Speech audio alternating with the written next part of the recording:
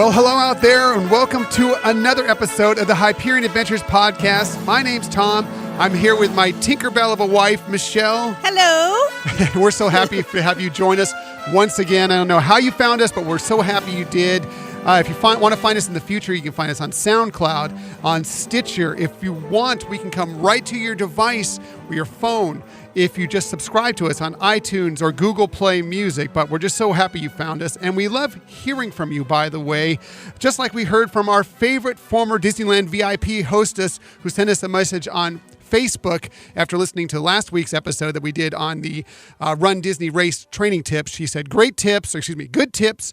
Also, I get my runner's high from the original DuckTales theme song. I know, that was awesome. As soon as she said that or posted that for us, I was thinking the same thing, like we should get that theme song on our runner's playlist out there. Absolutely. So, anyway, we'd love to hear from you. You can find us on Twitter at Hyperion Podcast, on Facebook and Instagram at Hyperion Adventures Podcast. You can email us at HyperionAdventuresPodcast at gmail.com.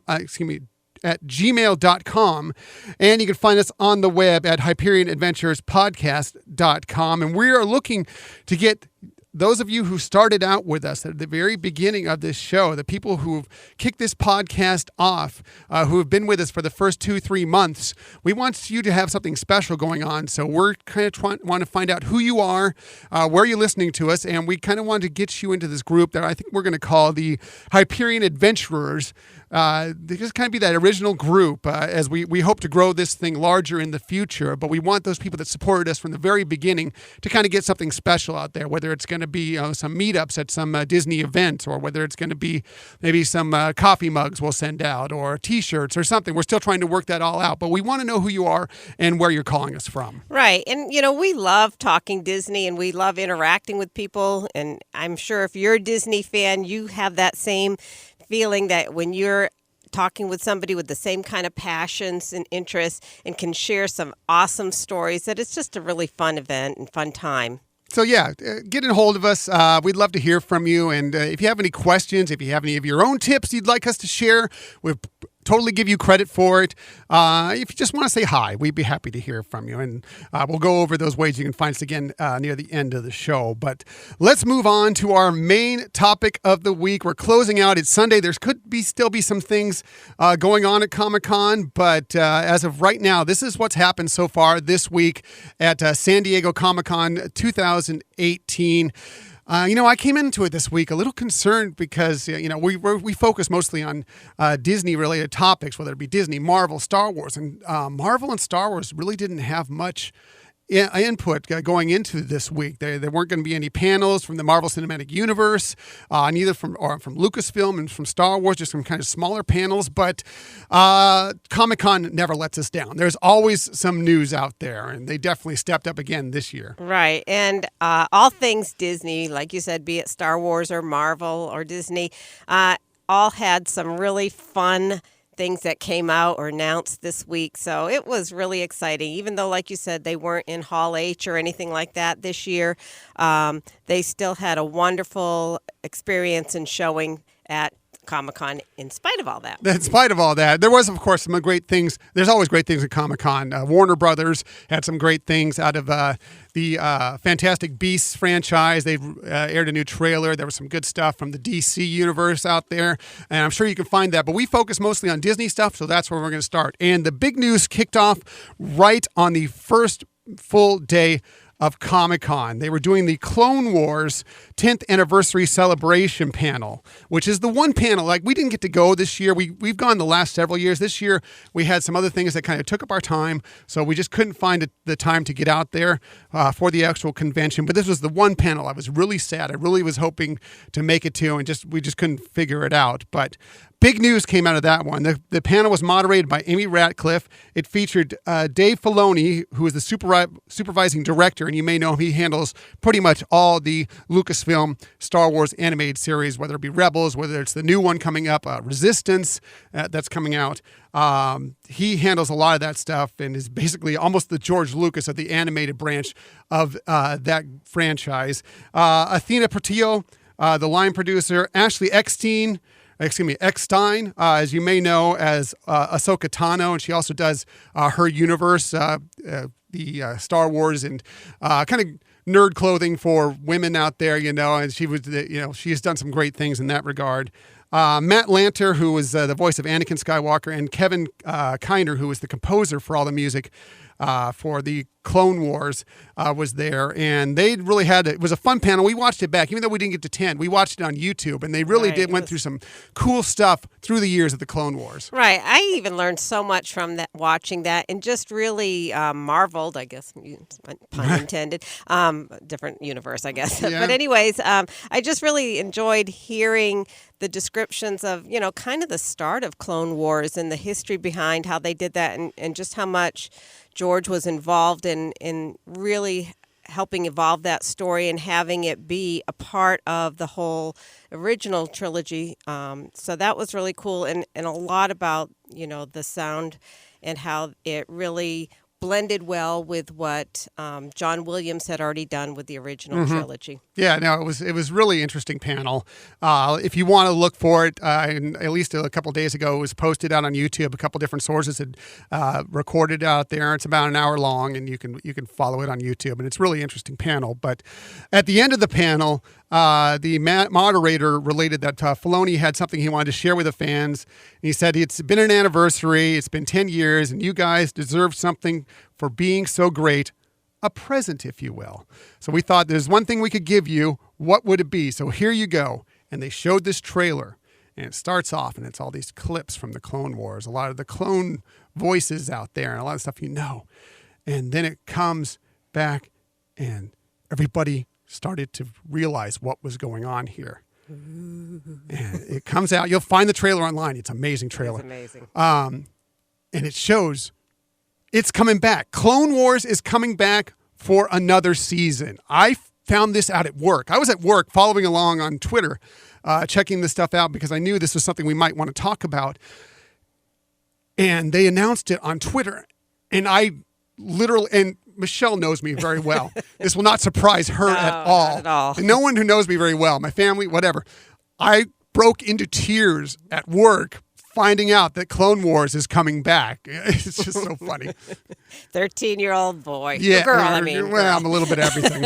Hashtag Clone Wars saved. Yes, hashtag Clone Wars saved. At the end of the trailer, they had some brand new clips featuring Ahsoka, featuring Anakin.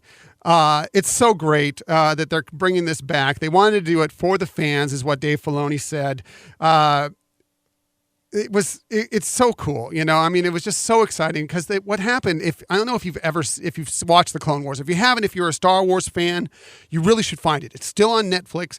You can go find it. There were 5 seasons plus a little kind of half a season, which they called the Lost Missions. What happened was, after the 5th season is basically when Disney acquired Lucasfilm, and they decided they kind of want to move in a different direction. They had already produced a few more episodes, which was going to be the full 6th season. And so they just kind of tied it up, and they kind of left some things hanging. They left out this, like I said, the split 6th season, which was called the Lost Missions. But there was a lot of stuff out there that kind of had some loose ends that they never tied up. They kind of tied up a couple things, or at least loosely tied them up in Rebels, bringing some characters back, and so. But we never really got that closure out of the Clone Wars, and so now they're bringing it back for what's going to be a 12-episode 7th season. There's no start date yet, but it will be on Disney's new streaming service, which is expected to launch next year at some point. Right. I mean, the other cool thing, like you mentioned, it is on Netflix. So, and we heard there in the panel discussion, and, we've talked to some other people, and it's really exciting now that another generation, some really younger kids, 5 to 7 years old and, older, obviously, are starting to watch the original Clone Wars. So it's cool that they're going to be able to experience that same joy of watching a new season coming out. Absolutely. And I know we're going to go back and watch through the seasons again on Netflix while it's still there until it moves to Disney's new streaming service, which I expect will happen as soon as that gets kicked off. But and I'm going to talk about a couple of the things that are left as loose ends here. And so this is a spoiler alert. If you haven't watched the series, maybe flip ahead about 2 or 3 minutes here into our podcast. But a couple of things that we need to go over here is, okay, flip away.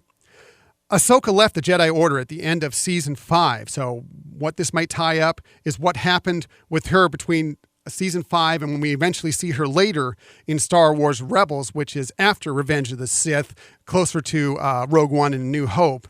So it'll be interesting to find out what happened there. Right. And in the trailer, they did definitely introduce that she is there. She's going to at least make some appearances. Right. There was some unrest on Mandalore. We expect that might be part of the storyline. They showed her there. There's a story called The Siege of Mandalore that they may go over. That will be interesting to see too. So very looking forward to it. One of our listeners, Amy, connected with us on Facebook. She was wondering if perhaps this coming back, them announcing that this coming back at Comic-Con, will be relevant to Galaxy's Edge, or will it continue to generate interest and excitement in that? She also said she read a few fan comments that this is a plea to gain back the quote-unquote core fans possibly lost after Last Jedi. I think this was definitely driven by the fans. Right, it's probably a blend of all of that. I know that with some of the challenges that they've had with, Solo not being as large of a hit, and some of the criticisms of where Star Wars has gone over the last couple of years, that they have been looking at what do they need to do to kind of refocus that core group and, keep the interest going in this franchise. Yeah, I think it may have been like kind of an olive branch to some of the fans, some of the more loyal fans. There was a big letter writing crusade to kind of get some of these get this show back on. But this is obviously, but you can tell from the trailer that it had been in the works for a little while. They had new animation. They had some of the voice work, although it was only from a couple of the characters. They did have some voice work there. So I don't know if it was completely driven by what happened for Solo or The Last Jedi. And by the way, The Last Jedi, I know we differ on a little bit. I loved it. You weren't as big a fan of it. There are a lot of parts that I liked. Overall, I'm not saying it was my favorite. And there were some parts that I wasn't a huge fan of it, but I liked the movie overall. It's okay for people not to like things. And I think that's where some of the Star Wars fans are kind of falling out right now. It's like, you don't have to like it. This person can like it. It doesn't affect your life at all. Anyway, I don't want to get too much into that. But I don't think this was driven by the super negative, really bad fans that are out there that are really trolling a lot of people. And it's really actually a bad part of what Star Wars fandom has become recently. I think this is more like, look, we're listening to you out there. You're really good fans. We want to kind of give you something that you deserve out there for being a fan of Star Wars. Right. And, and to keep it going. And, if parents are having some issues with the current state of what some of the movies are showing or whatever, this is a good way to reconnect with them so that they are, actually the ones, kind of branding this whole for their children. And so it's good. You know? And by the way, if whatever happened in The Last Jedi, no matter what you felt about it, if it kept you from going to see Solo, I suggest you check it out when it comes to, it might still be in the theater in a couple places. It's coming out on digital and Blu-ray very soon. Check it out. We both enjoyed it. It's not the greatest Star Wars movie ever, but we both thought it was a good time. Right. It's a fun movie to watch, and it's fun to see how, the characters came together in this, and it, like Rogue One by far is one of my favorite Star Wars stories. And this is not that intense. No. It's not. Like I said, it's more just a fun movie. It's a great date movie. Yeah. It's just a lot of enjoyment. But it's a fun summer movie. It's a fun summer movie, yeah. So if, and that's the thing, is there was so much negative press around that, and negative press coming from some of the less friendly, call them Star Wars I don't even want to call them fans, but those people that enjoy Star Wars themselves or want to see Star Wars their way, then I think it kind of drew some people away from that movie. And I think many Star Wars fans are hurting themselves if they don't go out and at least give this movie a chance. If you don't like it, fine. Like I said, not everybody has to like everything, but I think you're shorting yourself if you don't actually give yourself a chance to see this movie and see if you enjoy it or not.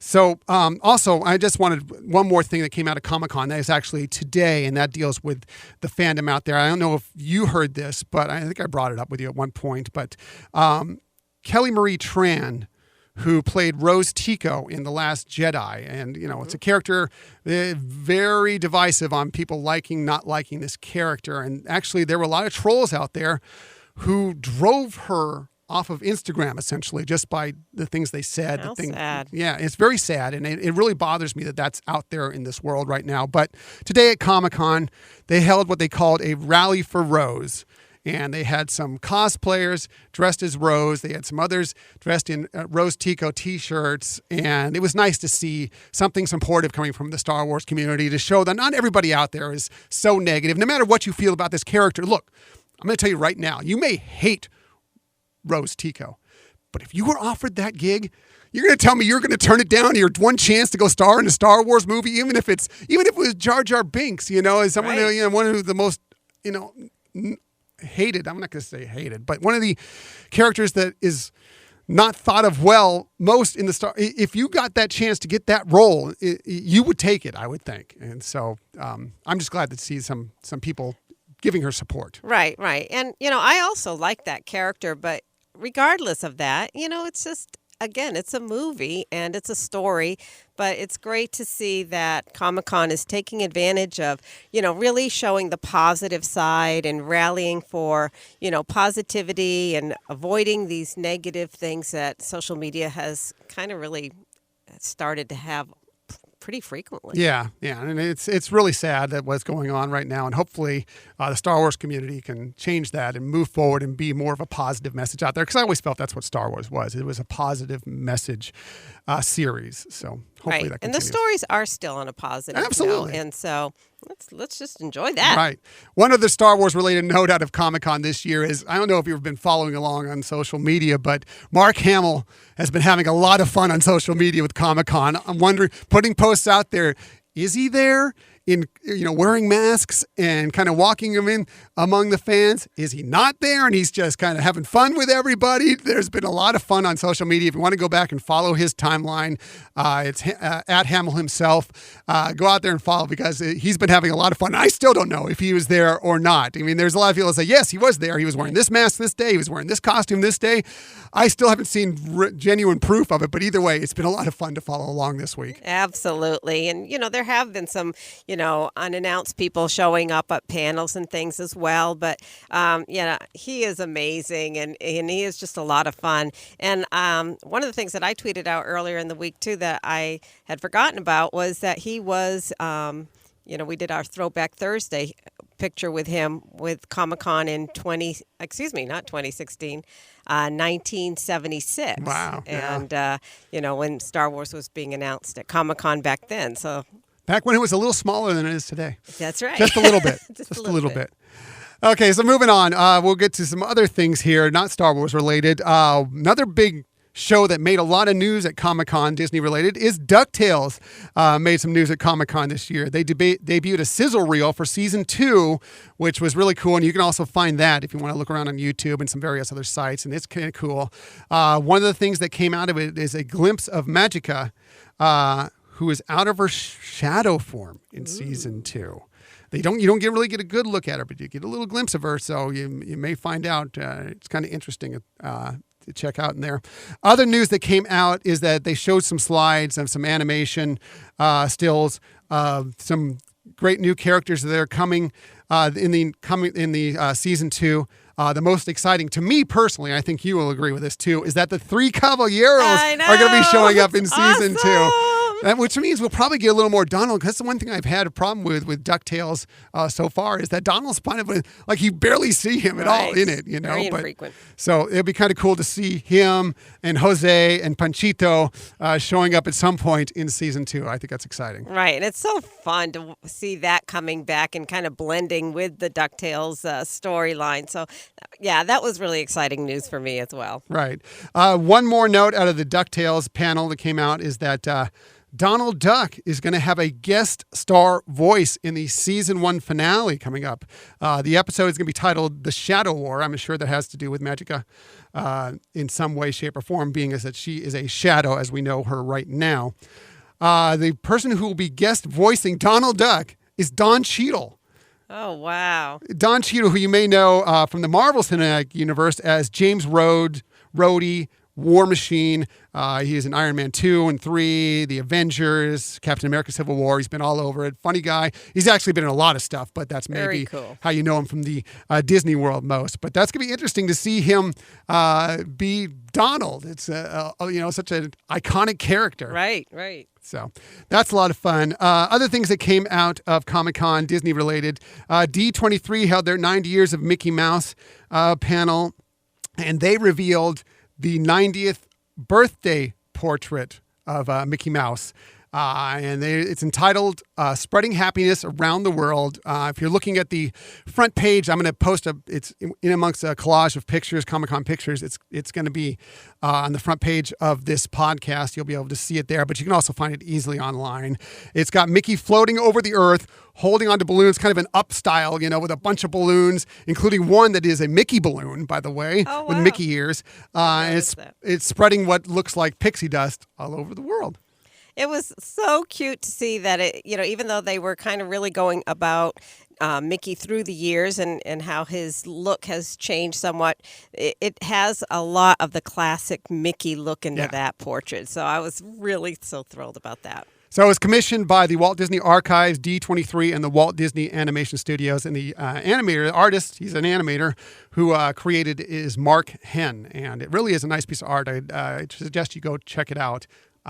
We got to see when we went we went in the studios and went into the Walt Disney Archives. We got to see a couple of the portraits of Mickey Mouse that have been commissioned in the past, and they're really, really cool. Right. And one of the things I'm reading about people who are just joining D23 now is in their entry box. I don't know what it's really called. It's a member gift box. And that usually contains a lot of different pictures. But being that it is the 90th anniversary of Mickey's birthday, they are having more Mickey pictures in that. So I'm looking forward when we renew again that we get to see some of those pieces in our gift box. Right. When we got our first one, it was the 9 Old Men, a bunch of stuff from the 9 Old Men, which was really cool to go through and leaf through. But yeah, if you join, you can get that box, and it really is a lot of cool stuff involved in there. And there's a lot of other D23 stuff that you, just by a membership, which is really not that expensive, really gets you benefits of. One of them, and we're going to get to our next topic here, was last night's D23 25th anniversary of Nightmare Before Christmas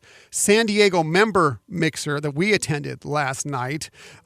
This took place last night, which was, if you're hearing this later in the future sometime, I don't know when you're listening to this episode of the podcast, but it was Saturday, July 21st. It was at the House of Blues in downtown San Diego, a few blocks from the Comic-Con and the Convention Center. It had spooky treats, photo opportunities with Jack Skellington, Sally, and Oogie Boogie, which we took advantage of. Right. We went through both lines. Right. It was about 250 guests is what I think it seemed like. They did have a few problems, unfortunately, with it. Seemed like the venue wasn't the perfect venue for this. Last year we went, and I'm not going to complain too much about this. It was free. Right. And you just had to get there and sign up for these free tickets. So I can't complain too much about anything that's free. We got free food. We had to pay for cocktails, but free food. They had some waters and other drinks and everything there, but it was a free event. But last year we went, and there was a Star Wars related one, and it was at the Hard Rock Hotel. And I want to say it was at least 100 to 150 less people at that venue. It seemed more intimate. It was easier to mix with other people. The flow was a little better.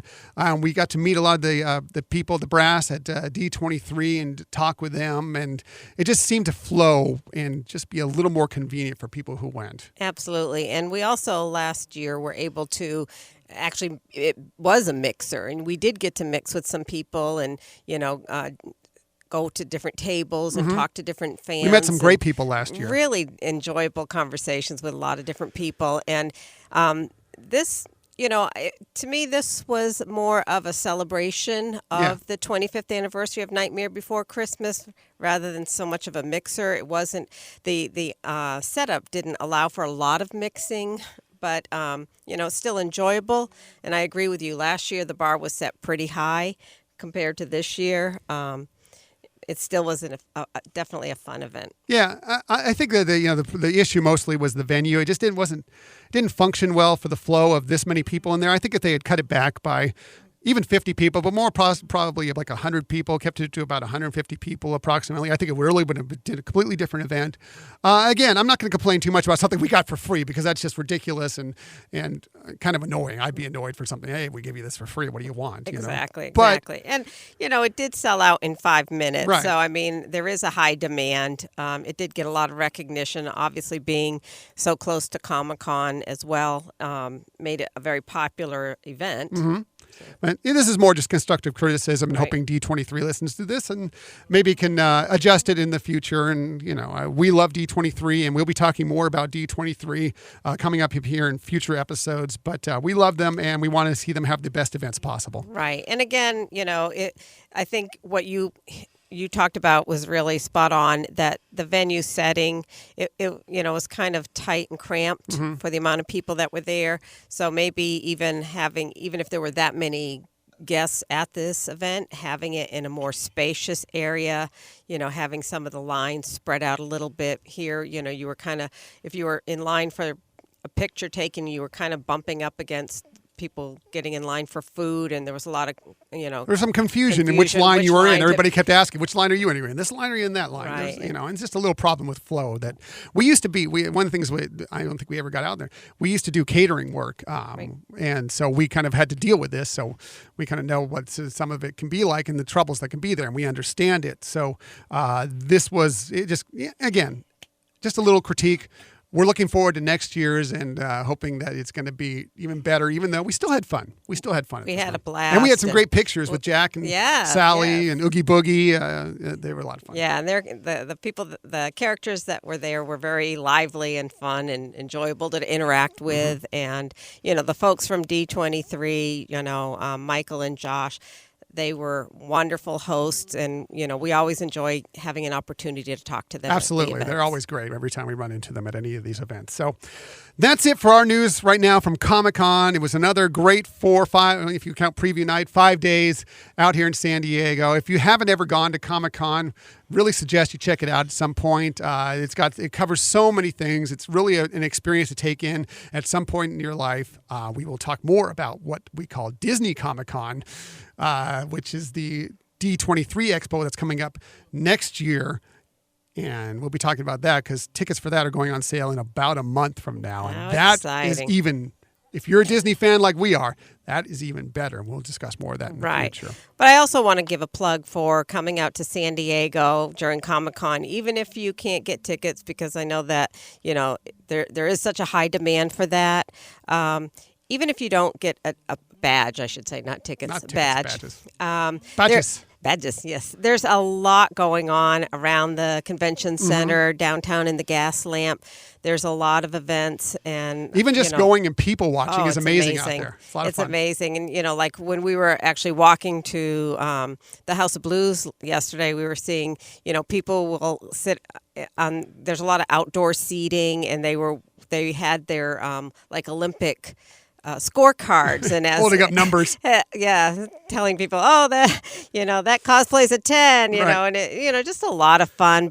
And they also have a lot of the companies now have a lot of displays and interactive booths outside of the convention center in the Gas Lamp. So if you cannot actually, go into Comic-Con itself, you can definitely enjoy a lot of the great vibe in the city, and everybody can dress up. You don't have to be going to Comic-Con to, cosplay, and it's just amazing, and it's always really positive and a lot of fun. Yeah, we've gone down there before. Michelle drew up cosplay bingo cards. So you would go along, the group of us, and we would strike off boxes as we, there'd be different characters. Like you saw Superman, you saw Batman, you saw Wonder Woman. If you saw that, it was on your card, you would check it off, and the first person got bingo, got a little prize. Right, and even just taking the trolley, you can see a lot of great cosplay in there, and it's just so fun. You get in a trolley, you're going somewhere, and you're seeing people all dressed up and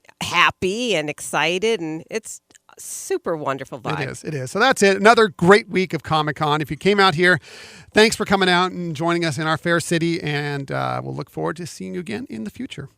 Now, on to the other Disney stories of the week. As we always do, we go through the Disney stories that come out, and there's always so many Disney stories. Again, I won't get to all of these. I'm trying to keep this podcast down. In the last couple weeks, we've broken records for how long the podcast is. I'm going to try and keep this to around 45 minutes this week.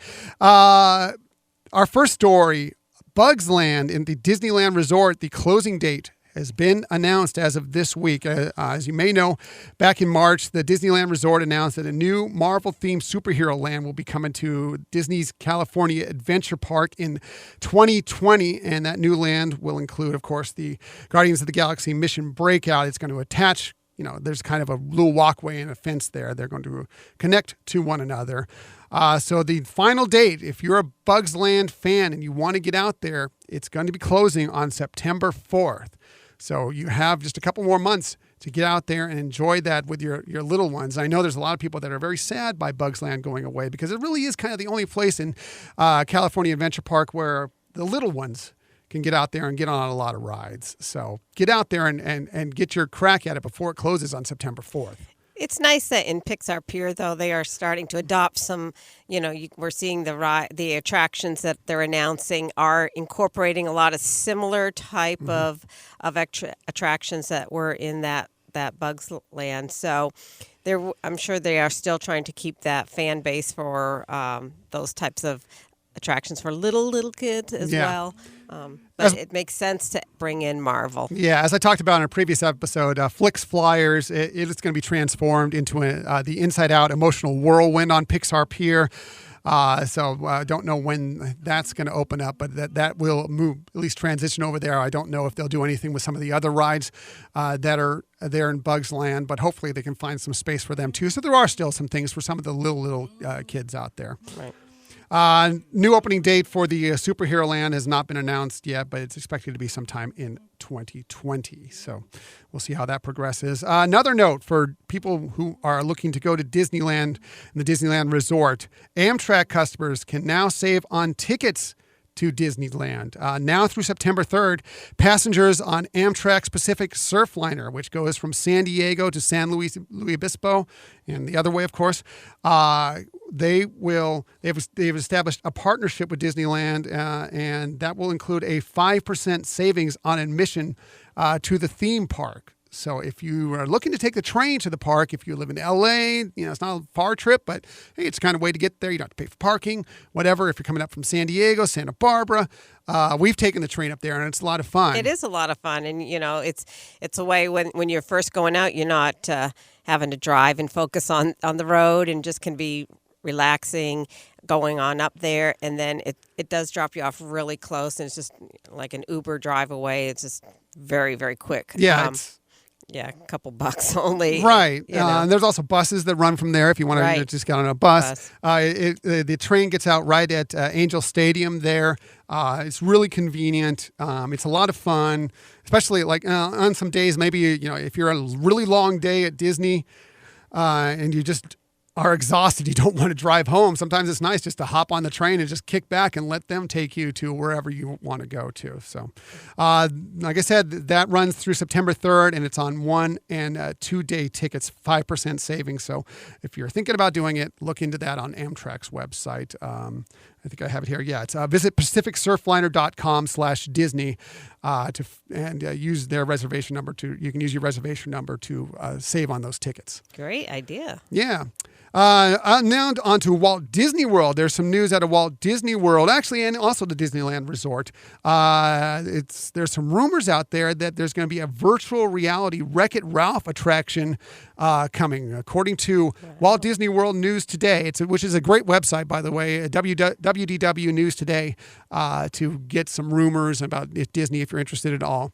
On November 21st, a Wreck-It Ralph VR attraction is slated to open in Disney Springs and at the Walt Disney World Resort and at Downtown Disney at the Disneyland Resort. It's going to reportedly open at the Void, which you may know in both coasts as right now having the VR experience Star Wars Secrets of the Empire, which I know we haven't gone on yet, but I've seen a lot of people, talk to some people who have been there, and they loved it. Yeah, they said it was just amazing. Yeah.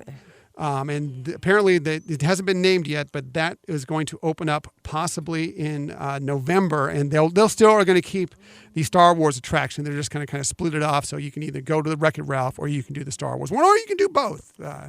Great idea. just a rumor, but that would be kind of interesting if that happens. And it makes sense with, of course, Ralph Breaks the Internet coming out this fall. To kind of tie it in with that. Right. One more note that we have here, and this is a big one. We've been talking about this a couple different episodes. Comcast has conceded to Disney. Disney is going to purchase 21st Century Fox. Yay. That's right. They gave up. They couldn't pass up the $71.3 billion offer Disney had put up for 21st Century Fox, as well as the Department of Justice saying that they will not have problems with antitrust issues.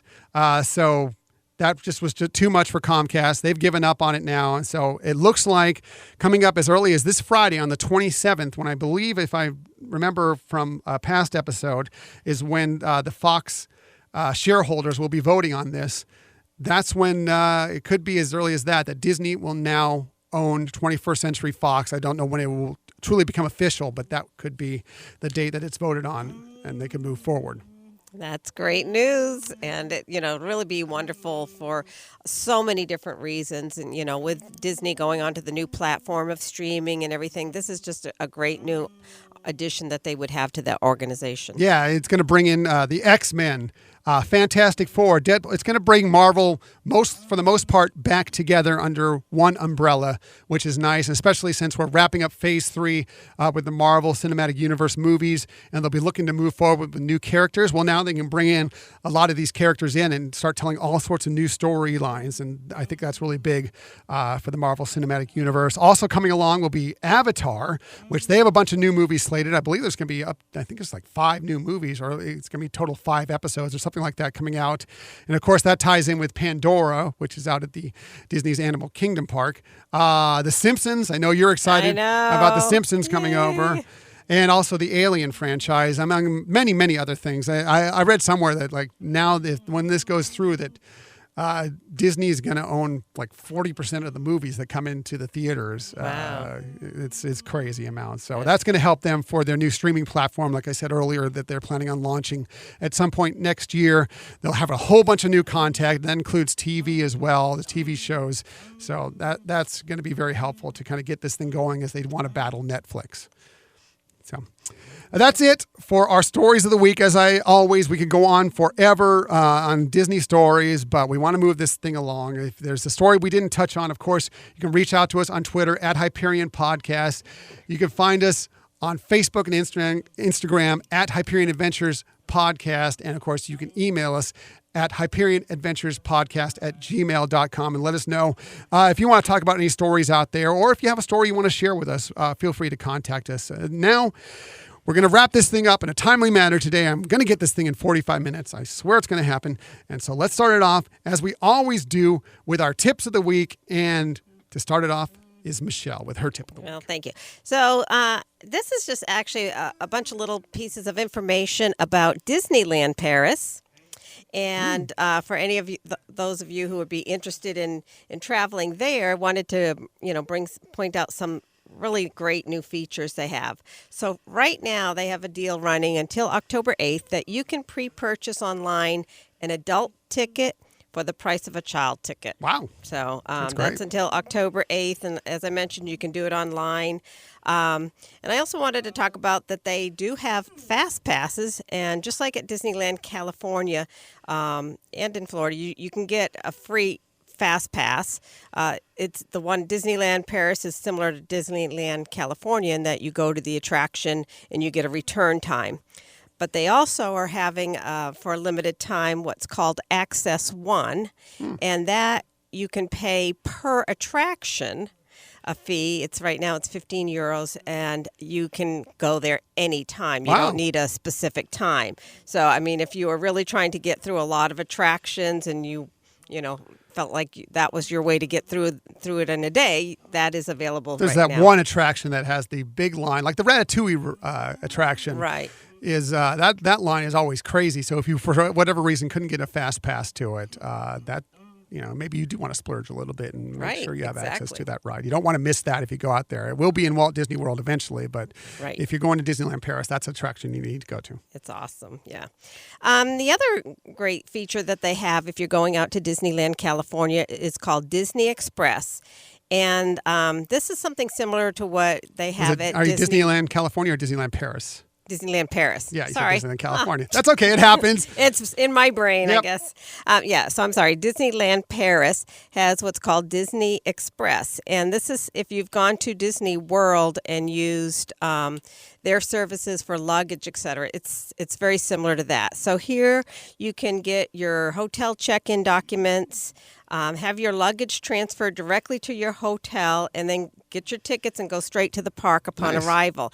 And that if you book your direct Eurostar train on Disneyland Paris website or through their Disneyland Paris call center, then what happens is that a cast member actually boards the train and gets all that going for you at that time.